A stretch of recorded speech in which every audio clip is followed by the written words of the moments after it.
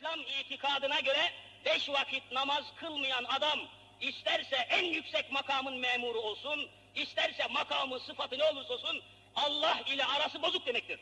Mesele budur. Yaratılışının gayesini unutmuş demektir. Yaratılışımızın gayesi neydi? İbadetti. Allah'a kul olmaktı. Namaz kılmayan adamın Allah ile arası bozuktur. Efendim benim kalbim temiz. Boş laf bu. 5 vakit namaz kılıyor musun, kılmıyor musun? Ben buna bakarım. Kalbinde ne var ne yok onu ancak Allahu Teala bilir. Nahnu nahkumu biz-zavahir vallahu ya'lemu bis-serair. Kalbin ahvalini Allah bilir. Biz zahire hükmederiz. Ben senin namazına bakarım, kalbine bakamam. Kalbin kapalı bir kutu, onu yalnız Allah bilir. Kimi kandırıyorsun sen? Namaz kılmayan adam, Allah ile arası açık olan adam, Allah ile arası bozuk olan adam,